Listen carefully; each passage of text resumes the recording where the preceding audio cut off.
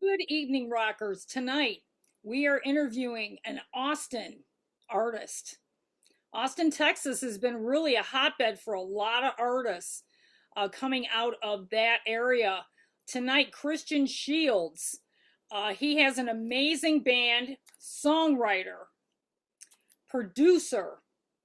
Uh, this guy is really interesting. I got to meet him through a good friend of mine, Dave Tedder. Shout out to Dave Tedder. So we're going to talk tonight a little bit about rocking in Austin, Texas, and see where this project is going. So stay tuned. All right, let's let Christian in.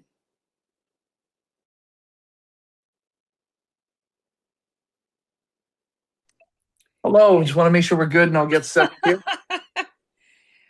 How are you, Christian? I am well. We're just finishing a recording session. I'm just trying to find a good spot because I'm upstairs at the studio. So we're in the. Okay, very cool. This might be a good spot. Nope, because there's going to be too much glare. I know you got to find that right sweet spot up there. Nope, wrong switch. Wrong. Wait, where's the light switch? My apologies. Sounds good. All right, Christian, how are you? I feel like I just saw you. I'm good. Thank you for having me. It was funny when I ran into you at backstage bar and billiards. I felt like I've met you before. I mean, it's possible. I mean, I have played shows in Vegas previously. I know you have, and a few of your bandmates are already friends with me, and they say they know me, and I'm like, wow, you know how small this town. I mean, this is a huge town, so I meet so many people. But you're definitely an interesting artist to me. I've been checking your stuff out. Really, really great songwriter. Thank you. Let's talk about before we get into what you're doing right now. I know you're in the studio and stuff. Um, let's talk about Austin, Texas. Um, that is like a really a hotbed for rock and roll right now. How do you feel? What's going on in Austin right now? Well, it's yes and no as far as rock or music in general. It's becoming it's always been a little bit of like the arts capital of the country, as they say, or live music capital. But we got a lot of comedy here, especially after Joe Rogan came here and opened his Right? club, The Mothership. There's a lot of technology companies moving here. A lot of new tech is showing up on the streets out here. So a lot is happening in Austin. Yeah, I mean, it's definitely. I think it has its artsy moments, for sure. Mhm. But so what's on the calendar for you? You're in the studio right now. Mhm. So what's happening? Give me an update. Let's talk. Well, we're working on my band and I. We're working on the new single. It's called "She's All I Want Tonight." So we're really we're gonna take our time with this one. Make sure it's awesome and it's coming out great. Just did guitars today, rhythm guitars that is, and some lead stuff, and it sounds massive. We got shows coming up this summer. Some regional stuff in the U.S. Not really a tour announcement on the horizon as of yet, Okay. or as of recording this podcast. And then we'll be going to the UK in September for 2 weeks with Enough's Enough, and then lots of stuff in the works. But I don't like to say things or announce things before they happen. Yeah, Chip is an amazing guy. I met him a few times. Chip's He's great. super. Yeah, he's super cool. Love that guy. But He's a hard guy not to like. I I mean, know he he just totally is. he's Totally just he's is. hilarious. He's charming, and just when you're with him, you just have a smile on your face the whole time. He He's just got so knows. much energy for this Yes, business, and he's been yes. in this business for decades. Hmm. And it's good to see that he's still grinding for sure. Oh, he's a road warrior for sure. I agree. I know for sure. But let's talk about you do have two dates coming up. One on July 2nd, and that's going to be in Amarillo, correct? No. July 2nd. Well, we're working on something for Amarillo. It hasn't been confirmed Oh, yet. Okay. I did make an announcement because we're looking for some, we're trying to get some support bands. Okay. Sometimes you got to kind of put the word out Right. publicly, and usually because of like that has to do with like my agent and stuff. Like we've kind of hit like a little bit of a blind spot with our contacts. So you kind of just you're basically casting the fishing line out there, the fishing net, and Okay. seeing what comes back. So that is a pending show. But July 3rd will be in Colorado Springs, Colorado at Sunshine Studios Live. And then on the 4th of July, we'll be at the Rail in Fort Worth, Texas. So Yes. that's just currently what we have in the US announced publicly right now. There'll obviously be more shows for the band and I. We're playing June 10th. So this Wednesday here in Austin, we're opening for Anvil. For some reason, that show, if you unless you view it on my website, Bands in Town, the widget that I use to host the sites, it's just not syncing across the streaming platforms. I mean, we've emailed their support and tried to figure that out. But anyway, technology, sometimes it works, sometimes it doesn't. And then, like I said, the UK, and then we'll see what happens after that. Yeah. Why don't you let's do a little synopsis about yourself. Why don't you let our viewers know really how you started in this crazy business? Well, we'd be here all day for Well, if I try told you try everything. to you know what I'm saying. Yeah, I was gonna Put your say spin on it. I'll give you some bullet points. So Okay. I started playing guitar at 12, became a professional musician around 16. Did I had a band that was fairly successful from when I was 19 to like 22, 23ish. Unfortunately, when it dissolved, I kind of quit for a little bit, and then I got hired as an engineer in a studio that was opening down here in Austin. So that's what led me to come down here when I was 25. So then I started doing this project, with my bandmates, just been grinding away and all that stuff. And that's pretty much how I got started. Yeah, I mean, now I do you use the same musicians every time, or are you using a few? Because I know I met a couple of your I know I met your guitar player and drummer, I think. Yes, I typically have the same lineup, but occasionally if somebody's not available, I'll get a fill-in guy. Um, but this project is set up that way. But I do consider them my bandmates in my band, and selfishly, I would love them to do all the shows. But sometimes, things happen where somebody has a life event or something, Right. so the show must go on, as they say. So occasionally somebody will fill in, but generally I've been blessed to have the guys that I have. Um, you know, they've been here pretty much the whole time. So, and we still continue to, we get along great. We have a lot of fun. Lots of new doors are opening, so everything's exciting. So, there's never a dull moment with us. That's awesome. Because, Mhm. 2026 is really kind of a prolific year for rock. I think it's making a huge, I think we might have had this conversation briefly, but I think it's making a huge comeback in 26 and 27. There's a lot of movement of like senior, I call them senior, uh, 80s bands kind of trying to come back. I mean, what are your feelings on that? Well, I think everything comes in waves, and then obviously there's a lot of anniversaries of like landmark records from the formative years that you mentioned, 86, 87. Right? We could again, another thing, we'd be here all night listing all those great records, and it's not just in rock, but it's in Right, other styles of music. But right. we're witnessing a market shift. We're witnessing, you know, music tastes, things come in waves. So I think I mean, rock is always here. I don't believe in the rock is dead. It just needs new leadership, and that leader's gonna be me. Okay, Um, I it like it. just it's we need to, obviously economic reasons as well. Ticket prices are a little bit on the pricey side, but I think we're going through what I like to call a market correction. Most people will associate that term with like the stock market or something like that.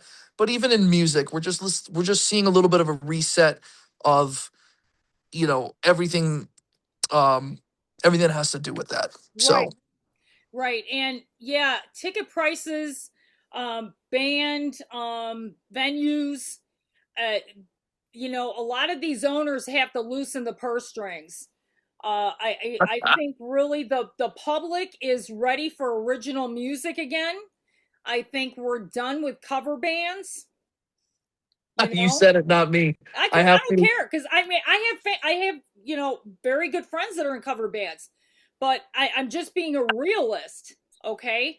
I'm a listener too. I've been involved in rock for a long time, you know, Yeah. and I really feel like these club owners need to open it up again for original music. I mean, Well, am I right? well, I do have to remain a little bit neutral on the subject due to, the network of people that I have and Well, of relationships that course. I And have. I mean, I they believe me. I'm not trying to hit them hard where it hurts. I'm just trying to be realistic that we need to start letting original bands in, you know. I mean, Well, there's room for everybody.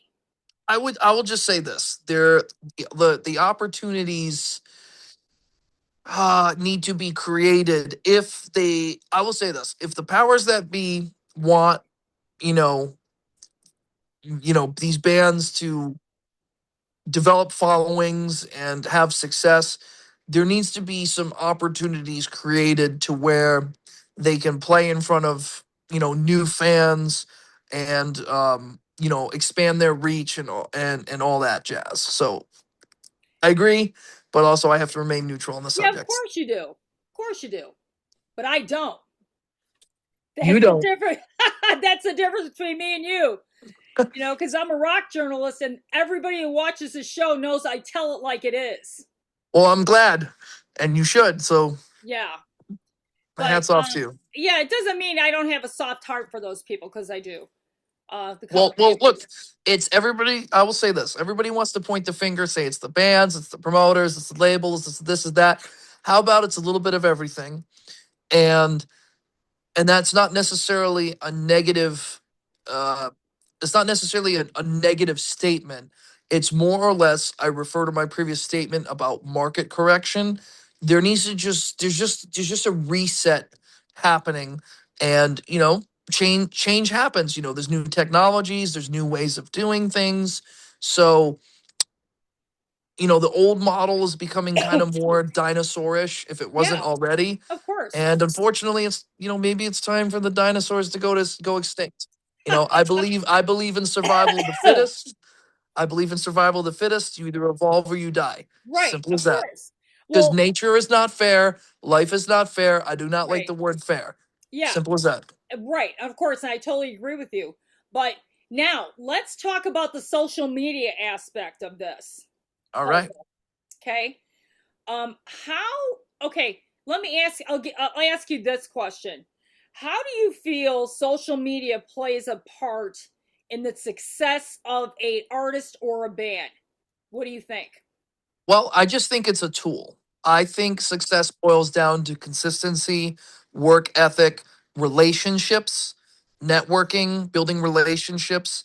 This is a very public social um, business or industry if you want to be in it. If you want to just do music as a hobby, that's fine. But if you want to do it as a career and for a living, you know, music is a part of it, but there's other levels and layers to it.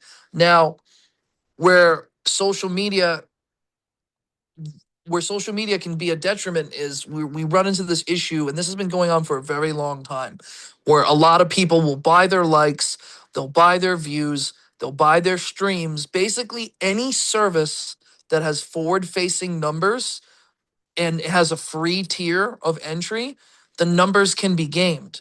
So you're competing because you're competing for attention with people who may not have legitimate followings or have legitimate numbers and et cetera, et cetera, et cetera. And all I'll say is to anybody watching who says, "Are you talking about me?" I'll just say, if the shoe fits, wear it. Because it's not necessarily directed at anybody in particular. I understand they used to call it social proofing. So basically they would astroturf something being popular so people would pay attention to it, and then thus it would make it popular. Well, like anything else in life, it only works for so long, and then you have to adjust the methods, so to speak. So that's kind of something we've been dealing with. It's like you're dealing with artificial competition and then you don't know if anything's real because again, the astroturfing, the bots on the internet, the traffic and all that stuff. So the number that you can prove is how many people buy your record, which again, there's ways to, I guess you could fake that as well, but you know, how many people you bring to your shows, how many tickets do you sell?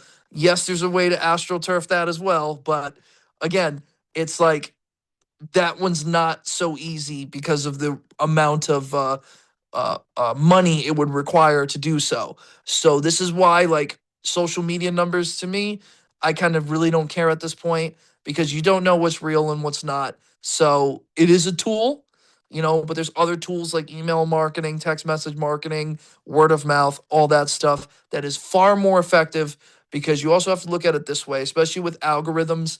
The algorithms keep you in a bubble and, you do have to pay to reach your audience, but even then, when you're running ads on these platforms, how do you know if you're really reaching a real audience because of there's so many bot profiles? They could just be showing all your stuff to bot farms and all this stuff, which if you guys don't know what that is for anybody watching, just Google it and you'll see it.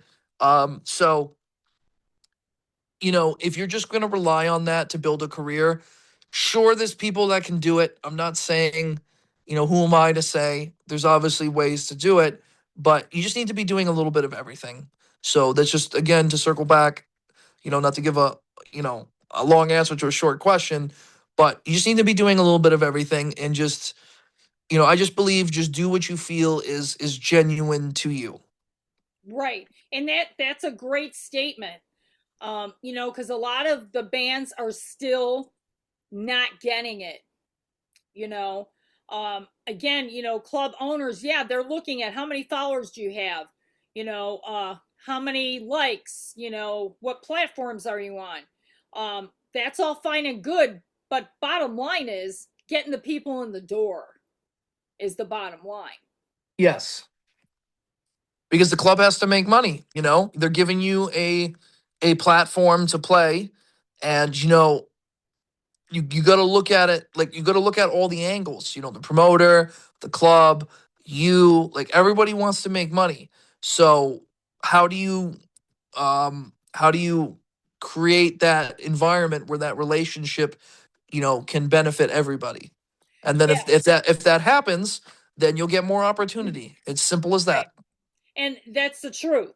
That's how it's working these days. I mean, Dave Tedder and I have had many conversations about this. And yeah, it's Dave's a great crazy. guy. I know. He's amazing, Dave I Tedder. love Dave. I love Dave. Dave's my Um, publicist for those watching who I don't know who he know. is. I gave him a shout out in the beginning of the show. But yeah, I mean, I really think that it's a real crucial time. I'm actually doing a special that's going to be aired the first week in July.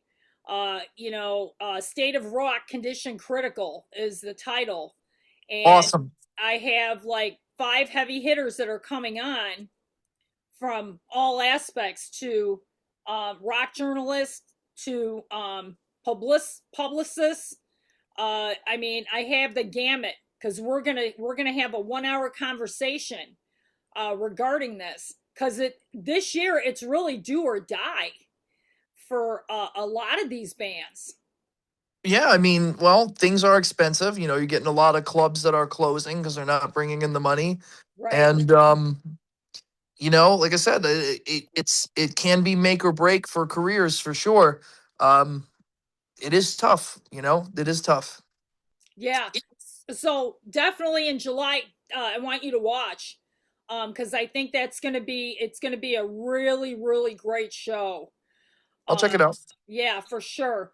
But I'm excited to see your band play because I think I had previous opportunities and I was covering other bands at the time. But I definitely am anxious to see you live. We'll be back to Vegas. We're working on something. That's all I'll Okay. say. Yeah, I'm sure. I'm sure you and Christopher Engel have got something going on. Well, I That mean, guy. like I said, real recognizes real. That's all I'll say. Right, right. No, Christopher Engel is a promoter in town. He has Rock and Red Productions. Yes. He is an amazing guy. I've known Chris probably for over 10 years here. He's amazing. And we're good friends, and he's amazing. He is getting his feet dirty. He's getting in there, and he's grinding and getting these bands on stage. So hats off to Christopher Engel because he's really doing a great job. I agree. You know, getting For in the sure. trenches is dirty work. Yeah, for sure. So, Christian, what are some goals for you for the rest of 26 and early 27 for your band?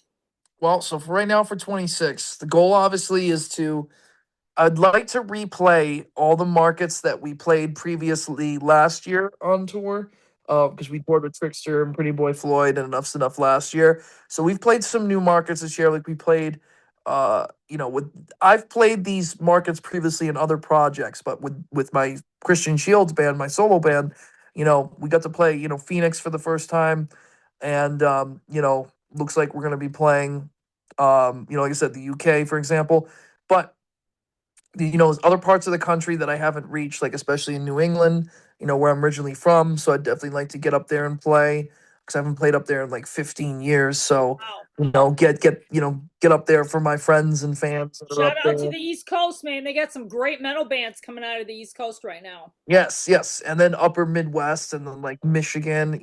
So the goal is obviously to continue to expand to different markets in the United States and North America. And then, we had the opportunity to go over to the UK, so we took it. And then, obviously keep expanding into international markets now, Japan, you know, Australia. Hopefully that stuff is on the horizon.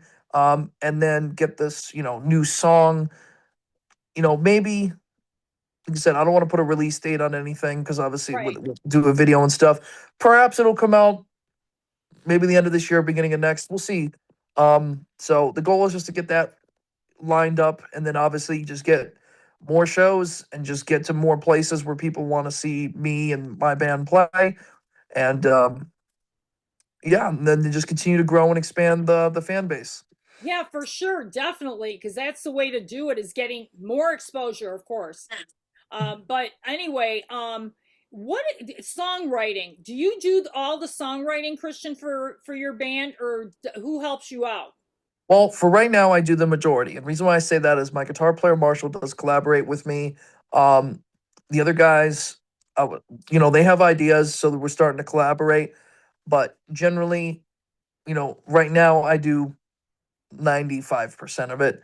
I'm not opposed to collaborations. It's just that that's the way it's been for right now. But collaborations are fun and cool, and it can push you creatively to do stuff outside your comfort zone, and you can come up with Right? all kinds of cool stuff. So, but yeah, for now it's just been me for the most Yeah, part. I mean that's amazing because I mean, like I said, I was on Spotify today listening to some of your music. You're a great songwriter, like I said. Thank you, I appreciate it. Yeah. I want to keep I write I want to keep it simple. I Yeah, want you to be able to just get into it and enjoy it. right, exactly. Get that rock out there for Yes. sure.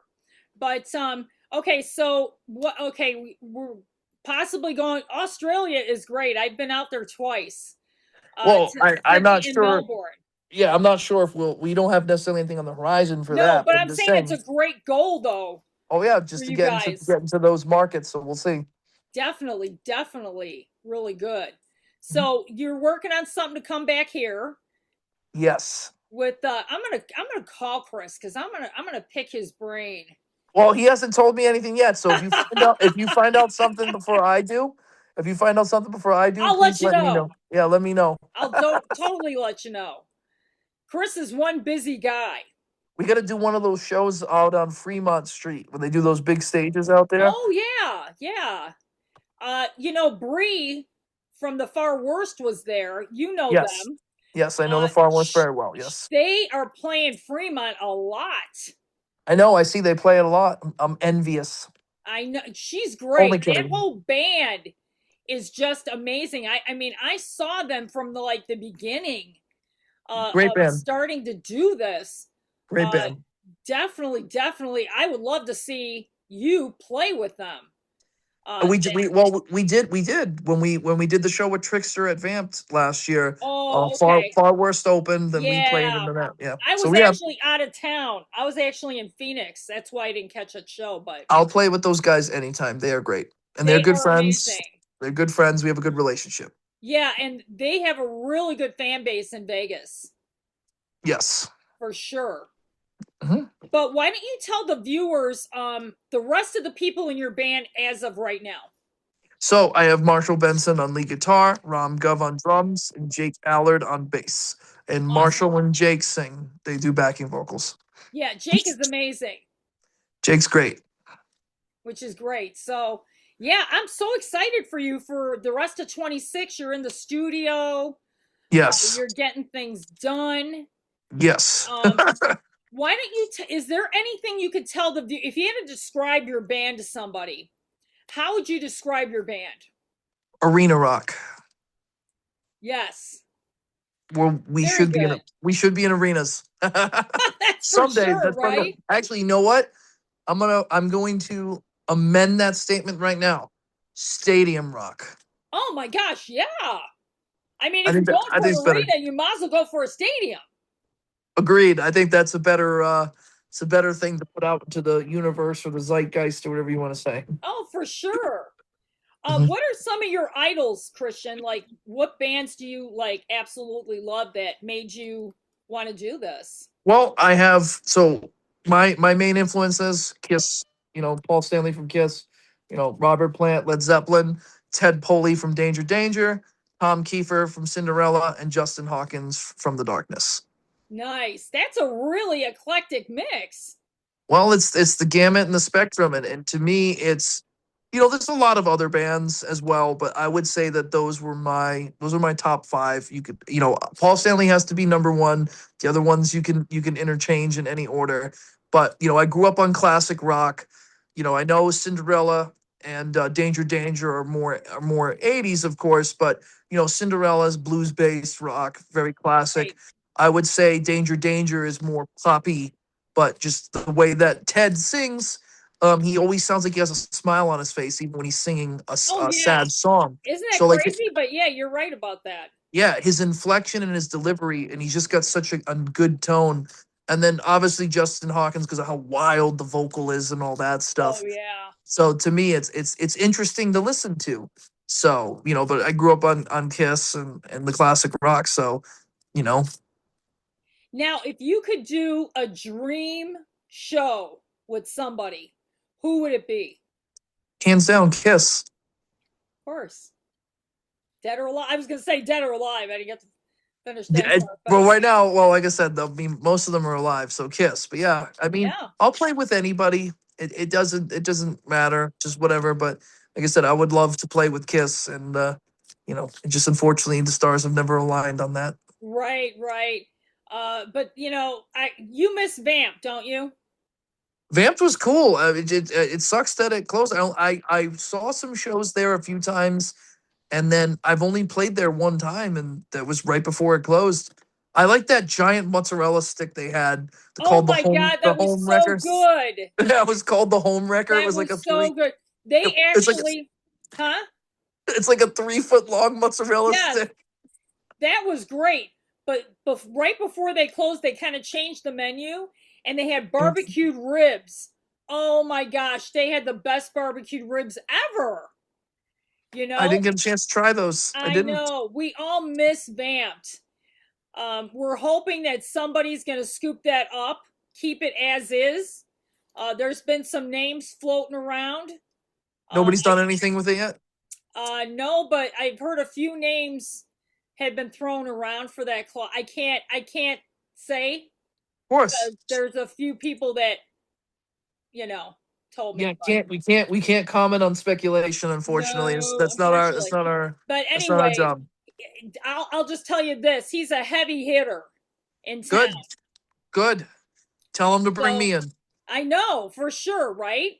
I mean, we want now. If anybody wants to bring the Rock back to Vegas, reopen Vamped, okay? Because you're gonna get half the town going down there Agreed. for sure. I Great. mean, It's a great spot. It's a great venue. I was in there when it was Vince Neil's bar. because I didn't know. that was the original bar was Vince Neil owned that Really, club. Yeah, really. yeah, and then Vince Neil knew Danny Coker and sold it to him. So yeah, the rest is rock history at this Well, point. I think Danny owned it for like 20 years. Yeah, It was it's a long time. crazy. Long time. That place has been through many changes. And unfortunately, it's going to be can you believe it? It's going to be a year at the end of the month that that club has been closed. I can't even Time believe it. It's been a year already. time flies. It just feels like time goes by faster and faster I know. every day. It's so crazy. Well, Yep. Christian, thank you for taking the time on a Sunday night to talk to me. I definitely wanted to squeeze you in because I am booked until August because I'm taking a summer break in July to work on a new project. So, yeah, it's great talking to you. I can't wait to see you play live. I'm so sorry that I missed you at backstage. I was caught in traffic trying to get there. It's okay. The construction is horrid there, Well, as you will. it's the season of road construction everywhere. I It's a tale know. old. It's a tale as old as time. I know for sure. But let's keep in touch. Of course. And let's kind of revisit beginning of next year. And hopefully we can see some good news from you. I Well, mean, I have some announcements. I'll make the announcements when it's time. okay, and you can let me know. Well, I can let some people know the scoop if you message me and ask whatever. Of Okay, course. Yeah. totally. Well, take care. Travel safe. All right. Thank you. Good luck with your shows coming up, and we'll talk soon. Talk soon. Have a good night. Bye, Take everybody. care. Bye bye. Christian Shields, great artist. Another shout out to Mr. Dave Tedder for getting the hookup with this. Dave's a great guy, great promoter, recording guru, pretty amazing. So thanks to him. Always like and subscribe to On the Rocks because you never know who I will be interviewing next.